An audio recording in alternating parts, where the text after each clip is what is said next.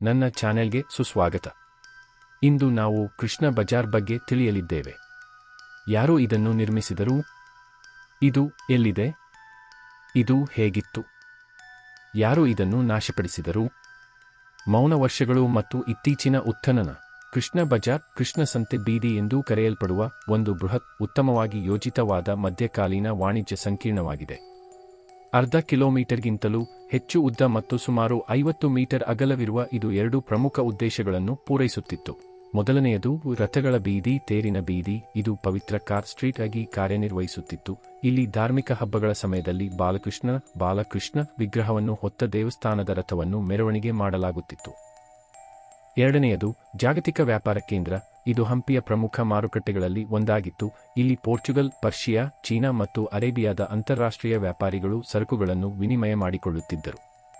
ಐತಿಹಾಸಿಕ ದಾಖಲೆಗಳು ಮತ್ತು ಉತ್ಖನನಗಳು ಇಲ್ಲಿ ವಜ್ರಗಳು, ಮುತ್ತುಗಳು, ರೇಷ್ಮೆ ಮತ್ತು ಅರೇಬಿಯನ್ ಕುದುರೆಗಳನ್ನು ಬಹಿರಂಗವಾಗಿ ವ್ಯಾಪಾರ ಮಾಡಲಾಗುತ್ತಿತ್ತು ಎಂದು ತೋರಿಸುತ್ತವೆ.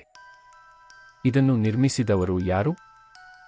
ಈ ಬಜಾರ್ ಮತ್ತು ಅದರ ಪಕ್ಕದ ದೇವಾಲಯವನ್ನು ತುಳುವ ರಾಜವಂಶದ ಪ್ರಸಿದ್ಧ ರಾಜ ಸಾಮ್ರಾಟ್ ಕೃಷ್ಣದೇವರಾಯರು 1513 ಕ್ರಿ.ಶ.ರಲ್ಲಿ ನಿರ್ಮಿಸಿದರು. ಉದಯಗಿರಿಯ, ಇಂದಿನ ಒಡಿಶಾ, ಗಜಪತಿ ಅರಸರ ಮೇಲಿನ ತಮ್ಮ ಭವ್ಯವಾದ ಮಿಲಿಟರಿ ವಿಜಯದ ನೆನಪಿಗಾಗಿ ಅವರು ಈ ಇಡೀ ನಾಗರಿಕ ಸಂಕೀರ್ಣವನ್ನು ನಿರ್ಮಿಸಿದರು. ತಮ್ಮ ದಂಡಯಾತ್ರೆಯ ವಿಜಯದ ಸಂಕೇತವಾಗಿ ಅವರು ಬಾಲಕೃಷ್ಣನ ವಿಗ್ರಹವನ್ನು ತಂದು ಈ ಬಜಾರ್ ಅನ್ನು ಮೇಲಿಂದ ನೋಡುವ ದೇವಾಲಯದಲ್ಲಿ ಪ್ರತಿಷ್ಠಾಪಿಸಿದರು. ಇದು ಎಲ್ಲಿದೆ? ಈ ಅವಶೇಷಗಳು ಭಾರತದ ಕರ್ನಾಟಕದ ವಿಜಯನಗರ ಜಿಲ್ಲೆಯ ಹಂಪಿಯ ಐತಿಹಾಸಿಕ ಉಪನಗರವಾದ ಕೃಷ್ಣಾಪುರದಲ್ಲಿವೆ. ವಿನ್ಯಾಸ. ಇದು ಮುಖ್ಯ ಕೃಷ್ಣ ದೇವಾಲಯದ ಪೂರ್ವ ಪ್ರವೇಶದ್ವಾರದ ನೇರ ಎದುರು ಭಾಗದಲ್ಲಿದೆ. ಬಜಾರ್ ತಗ್ಗು ಪ್ರದೇಶದಲ್ಲಿ ನಿರ್ಮಿತವಾಗಿರುವುದರಿಂದ ಎತ್ತರದ ದೇವಾಲಯದ ಪ್ರಾಂಗಣದಿಂದ ಮಾರುಕಟ್ಟೆ ಬೀದಿಗೆ ಇಳಿಯಲು ವಿಶಾಲವಾದ ಕಲ್ಲಿನ ಮೆಟ್ಟಿಲುಗಳಿವೆ. ಪ್ರಮುಖ ವೈಶಿಷ್ಟ್ಯಗಳು. ಈ ಸ್ಥಳವು ಒಂದು ಸುಂದರವಾದ ಪವಿತ್ರ ಪುಷ್ಕರಣಿಯನ್ನು ದೇವಾಲಯದ ನೀರಿನ ಕೊಳ ಹೊಂದಿದೆ.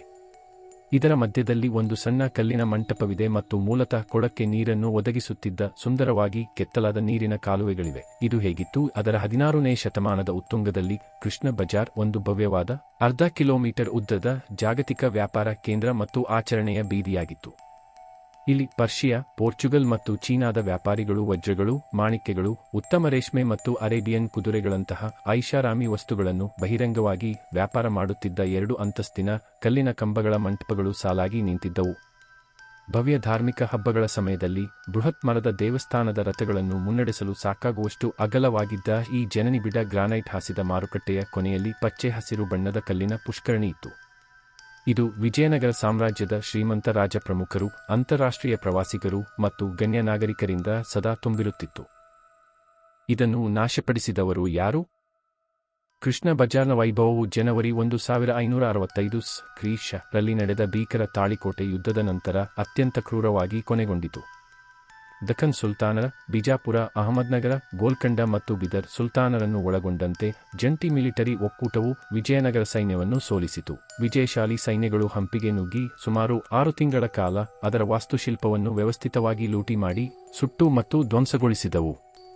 ಕೃಷ್ಣದೇವರಾಯರ ರಾಜಕೀಯ ಪರಂಪರೆಯನ್ನು ಅಳಿಸಿಹಾಕಲು ಅವರು ನಿರ್ಮಿಸಿದ ಸ್ಮಾರಕಗಳನ್ನೇ ಗುರಿಯಾಗಿಸಿಕೊಂಡರು. ಮಾರುಕಟ್ಟೆಯ ಮಂಟಪಗಳನ್ನು ಒಡೆದು ಹಾಕಲಾಯಿತು, ದೇವಾಲಯವನ್ನು ಅಪವಿತ್ರಗೊಳಿಸಲಾಯಿತು ಮತ್ತು ಆ ಪ್ರದೇಶವನ್ನು ದಿಢೀರನೆ ಪ್ರಕೃತಿಗೆ ಕೈಬಿಡಲಾಯಿತು. ಮೌನ ವರ್ಷಗಳು ಮತ್ತು ಇತ್ತೀಚಿನ ಉತ್ಥಾನ.